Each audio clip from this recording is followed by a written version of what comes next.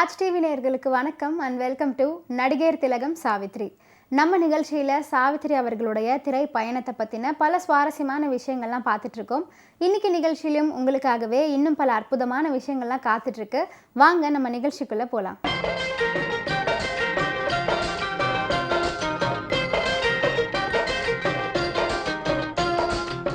மகா நடிகை சாவித்ரி அவர்களின் திரைப்பயணத்தில் அமைந்த பிரம்மாண்டமான வெற்றி திரைப்படம் தான் கர்ணன் அப்படிங்கிற திரைப்படம்.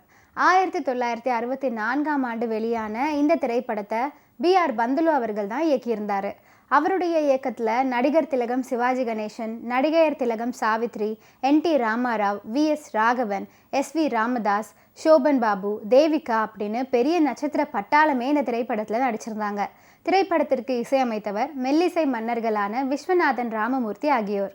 தமிழ் சினிமாவில் வரலாற்று படங்களை, குறிப்பாக தமிழகத்து சுதந்திர போராட்ட வீரர்களான கப்பலோட்டிய தமிழன், வீரபாண்டிய கட்டபொம்மன் போன்ற படங்களை எடுத்த B.R. பந்துலு அவர்கள் தான் தயாரித்து இயக்கிய திரைப்படம் இந்த கர்ணன் திரைப்படம். எம்ஜிஆர் படங்களில் 1000ல் ஒருவன் ரொம்பவே வித்தியாசமான பின்னணியும் பிரம்மாண்டமும் கொண்ட திரைப்படம். அதை தயாரித்து இயக்கியவரும் B.R. பந்துலு அவர்கள் தான். இந்த திரைப்படத்திலும் நுட்பமான வசனங்களுக்கு சொந்தக்கார் யார் அப்படின்னு பார்த்தீங்கன்னா சக்தி கிருஷ்ணசாமி அவர்கள் தான். இவர் தான் வீரபாண்டிய கட்டபொம்மனுக்கும் வசனம் எழுதியிருக்காரு. மகாபாரத காவியத்தில் மிக முக்கிய கதாபாத்திரமான கர்ணனை அதுவரை ஹிந்தி, தெலுங்கு, கன்னடம், மலையாள மொழிகளில் எவரும் தயாரித்திடாத சூழலில் அந்த ஆழமான தத்துவார்த்தமான கதாபாத்திரத்தில் துணிந்து நடிக்க எவரும் முன்வராத நிலையில் நடிப்புக்கு இலக்கணமாக விளங்கிய சிவாஜி கணேசன் துணிந்து தன் அசாத்திய நடிப்பினால முத்திரை பதித்த திரைப்படம் தான் கர்ணன். இந்திய சினிமா வரலாற்றை கர்ணன் திரைப்படத்தை தவிர்த்துட்டு எழுதிடவே முடியாது. இந்த படத்தின் பிரதான கதாபாத்திரமான கிருஷ்ணர் வேஷத்தில் நடிக்க முதல்ல தேர்வு செய்யப்பட்டவர் ஜெமினி கணேசன் அப்படிங்கிறது பலருக்கும் தெரியாத ஒரு அபூர்வமான தகவல். ஆயினும் சிவாஜி கணேசனின் வேண்டுகோளுக்கு இணங்க ஜெமினி கணேசன் ஒதுங்கி கொள்ள கிருஷ்ணர் வேஷத்துக்காகவே வார்த்தெடுத்தார் போல N.T. ராமாராவ் சிவாஜிக்கு இணையான காட்சிகளில் நடிச்சிருக்காரு. தமிழில் ஆச்சரியப்படக்கூடிய வகையில் 40 லட்சம் பொருட்செலவில் ஈஸ்ட்மேன் கலரில் உருவான முதல் பிரம்மாண்ட புராண சித்திரம் தான் இந்த கர்ணன் திரைப்படம். சிவாஜியும் தேவிகாவும் ஜோடி சேர்ந்த படங்களில் சிகரம் தொட்டது கர்ணன் திரைப்படம். அதை பற்றி எழுதாமல் தேவிகாவின் திரையுலக அனுபவங்களை பூர்த்தி செஞ்சிடவே முடியாது.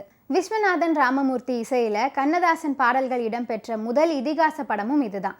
காற்றுள்ளவளை காதுகளில் தேனை பாய்ச்சும் கந்தர்வ கானங்கள் கர்ணன் பட பாடல்கள். பெங்களூர் ஹுட்லாண்ட்ஸ் ஹோட்டலில் கவியரசர் கண்ணதாசனால் 3 நாளில் முழுமையாக எழுதப்பட்டவை தான் இந்த படத்தின் பாடல்கள். இந்த கர்ணன் திரைப்படத்தில் விஸ்வநாதன் ராமமூர்த்தியின் பாடல்கள். கர்நாடக சங்கீதத்தின் நுட்பம் என்றாலே அது K.V. மகாதேவன் தான் அப்படிங்கிற ஒரு அடையாளமும் உண்டு.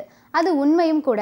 காரணம், பக்தி இலக்கியங்களை திரைப்படமாக்குவதில் சிறந்தவராகவும் நாட்டியத்திற்கும் நாதஸ்வர இசைக்கும் முக்கியத்துவம் கொடுத்து எடுக்கப்பட்ட தில்லானா மோகனாபால் போன்ற மிக சிறந்த பொழுதுபோக்கு படங்களை எடுத்த A.P. நாகராஜனின் திருவிளையாடல், தில்லானா மோகனாபால் போன்ற படங்களில் K.V. மகாதேவன் கர்நாடக இசை மேதை என்பதை நிரூபிச்சிருப்பார்.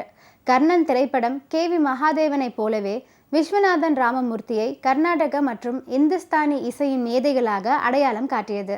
கேட்ட மாத்திரத்திலேயே யாரையும் கலங்க வைக்கிற உள்ளத்தில் நல்ல உள்ளம் பாடலும், 1000 கரங்கள் நீட்டி அணைக்கின்ற தாயே போற்றி பாடலும், மழை கொடுக்கும் கொடையும் 1-2 மாதம் மற்றும் இரவும் நிலவும் வளரட்டுமே என்று இந்துஸ்தானி இசையில் அமைந்த இனிமையான ஒரு பாடல், எண்ணுயிர் தோழி கேளொரு சேதி என்று இன்னொரு இனிமையான பாடல் என்று விஸ்வநாதன் ராமமூர்த்தியின் விரிந்த இசையறிவுக்கு இந்த பாடல்கள் எல்லாமே ஒரு சாட்சி அப்படின்னு சொல்லலாம். என்ன கொடுப்பான் எவை கொடுப்பான் என்று தொடங்கும் அற்புதமான பாடலும் இந்த கர்ணன் திரைப்படத்தில் இடம் பிடிச்சிருக்கு. P.B. ஸ்ரீனிவாஸ் அவர்கள் தான் இந்த பாடலை பாடியிருக்காரு. இந்த பாட்டுடைய சுச்சுவேஷன் எப்படி இருக்கும் அப்படின்னு பார்த்தீங்கன்னா, இந்திரன் மாறு வேஷத்தில் வந்து கர்ணன் கிட்ட அந்த கவசத்தையும் குண்டலத்தையும் கேட்பாரு. அது இந்திரன் தான் அப்படின்னு தெரிஞ்சும் அதை தானமாக கொடுத்துருவாரு கர்ணன். இந்த சுச்சுவேஷனில் அமைந்த ஒரு அற்புதமான பாடல் தான் இது. மஞ்சள் முகம் அப்படின்னு தொடங்கக்கூடிய இன்னொரு அற்புதமான பாடல் இந்த கர்ணன் திரைப்படத்தில் இடம் பிடிச்சிருக்கு. இந்த பாடலை P. சுசிலா அவர்கள் ரொம்ப அற்புதமாகவே பாடியிருப்பாங்க. பாடலை எழுதியவர் கவியரசர் கண்ணதாசன் அவர்கள். மஞ்சள் முகம் நிறம் மாறி மங்கை உடல் உருமாறி கொஞ்சம் கிளி போல் பிள்ளை உருவானதே என்று அற்புதமான வரிகளை படைச்சிருக்காரு கவியரசர் கண்ணதாசன். இன்னைக்கு நடிகர் திலகம் சாவித்ரி நிகழ்ச்சியில் பல சுவாரஸ்யமான விஷயங்கள்லாம் நான் சொன்னேன். இதெல்லாம் கேட்டு ரசிச்சிருப்பீங்கன்னு நினைக்கிறேன். இந்த நிகழ்ச்சியை தொடர்ந்து பாருங்கள். நன்றி, வணக்கம்.